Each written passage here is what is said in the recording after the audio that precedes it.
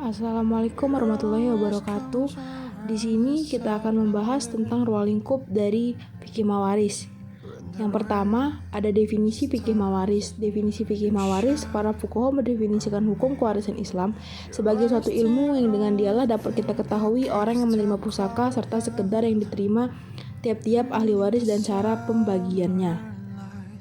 Definisi lain yang berkaitan dengan hukum kewarisan Islam disampaikan oleh Muhammad Asy-Syarbini, yakni ilmu fikih yang berpautan dengan pembagian harta pusaka, pengetahuan tentang cara perhitungan yang dapat menyampaikan kepada pembagian harta pusaka, pengetahuan mengenai bagian-bagian dari harta peninggalan untuk setiap pemilik dari hak pusaka.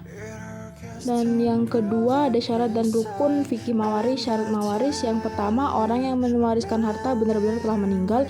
Yang kedua, ahli waris akan mendapatkan warisan benar-benar hidup meskipun hidupnya hanya sebentar saja. Yang ketiga, diketahui dengan jelas hubungan ahli waris dengan si mayit. Dan yang keempat, satu alasan yang menetapkan seorang bisa mendapatkan warisan secara rinci. Yang selanjutnya ada rukun waris. Yang A, orang yang mewariskan atau al-muwarits, yakni mayit yang diwarisi oleh orang lain yang berhak mewarisinya. Yang B, orang yang mewarisi atau al-warits, yaitu orang yang bertalian dengan mayit dengan salah satu dari beberapa sebab yang menjadikan ia bisa mewarisi. Yang C, harta warisan atau al-muwarits, yakni harta warisan yang ditinggalkan mayit setelah kematiannya. Terus yang ketiga, ada sebab-sebab terjadinya kewarisan. Yang pertama adalah menikah, yang kedua adalah nasab, yang ketiga adalah wala, dan yang selanjutnya ada tujuan dari fikih mawaris.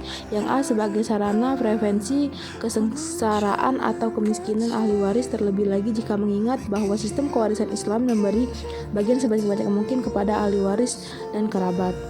Yang B, sebagai usaha preventif terhadap kemungkinan penimbunan harta kekayaan yang dilarang oleh agama. Yang C, sebagai motivator bagi setiap muslim untuk berusaha dengan lebih giat guna memberikan kemaslahatan kepada keluarga dan kerabat guna mencari rezeki yang halal dan berkecukupan. Selanjutnya ada manfaat fikih mawaris. Yang pertama, mengetahui kepada siapa dan seberapa besar bagian yang diterima oleh ahli waris tersebut. Yang B, mengamalkan ayat-ayat suci dalam Al-Quran yang berbahas tentang pembagian harta warisan. Yang C, menyelamatkan harta orang yang meninggal dari pengambilan alih oleh orang yang tidak bertanggung jawab. Dan mengetahui syarat-syarat dan rukun pembagian harta warisan. Yang E, mengetahui sebab kewarisan. Yang F, menghindari perselisihan antara ahli waris dan keluarga yang ditinggalkan. Yang G, memahami asas-asas hukum Islam. Selanjutnya ada pewaris dan ahli waris. Pewaris adalah orang yang memberi pusaka, yakni orang yang meninggal dunia dan meninggalkan sejumlah harta kekayaan pusaka maupun surat wasiat. Yang B, ahli waris, yaitu sekalian orang yang menjadi waris, berarti orang-orang yang berhak menerima harta peninggalan dari pewaris. Dan yang selanjutnya ada ahli waris menurut undang-undang. Ahli waris ab intestato diatur dalam pasal 832 KUH Perdata yang menyatakan bahwa yang berhak menjadi ahli waris adalah para keluarga sedarah baik sah maupun di luar kawin dan si suami dan istri yang hidup terlama. Apabila semua tidak ada, maka yang berhak menjadi ahli waris adalah negara. Ada beberapa yang dapat dijadikan harta warisan. Yang warisan merupakan segala sesuatu peninggalan yang ditinggalkan oleh pewaris dan diwasiatkan kepada ahli warisnya. Wujud dapat berupa harta yang termasuk juga warisi hutang, harta yang bergerak seperti kendaraan, logam mulia, sertifikat dan deposito dan lain sebagainya.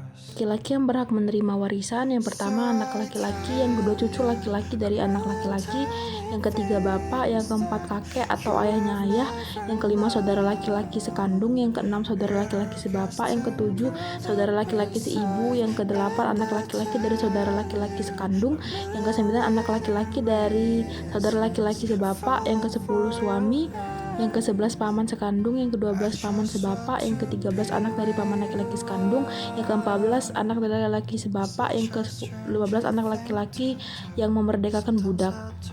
Perempuan yang berhak menerima warisan, yang pertama anak perempuan, yang kedua cucu perempuan dari anak laki-laki, yang ketiga ibu, yang keempat nenek atau ibunya ibu, yang kelima nenek atau ibunya bapak, yang keenam nenek atau ibunya kakek, yang ketujuh saudara sekandung, yang kedelapan saudara sebapak, yang ke-9 saudara seibu, yang ke-10 istri, yang ke-11 wanita yang memerdekakan budak. Pencatatan, bila 15 daftar laki-laki yang berhak menerima warisan di atas masih hidup semua, maka yang berhak mendapatkan harta warisan hanya 3 laki-laki saja, yaitu bapak, anak, dan suami. selain 3 laki-laki tersebut adalah mahjub atau terhalang. Bila 11 daftar perempuan yang berhak menerima warisan di atas masih hidup semua, maka yang berhak menerima harta warisan hanya 5 perempuan saja, yaitu ibu, anak perempuan, cucu perempuan dari anak laki-laki, istri, dan saudari sekandung. Sekian yang dapat saya sampaikan, kurang lebihnya saya mohon maaf. Saya akhiri, wabillahi taufik wal hidayah. Wassalamualaikum warahmatullahi wabarakatuh.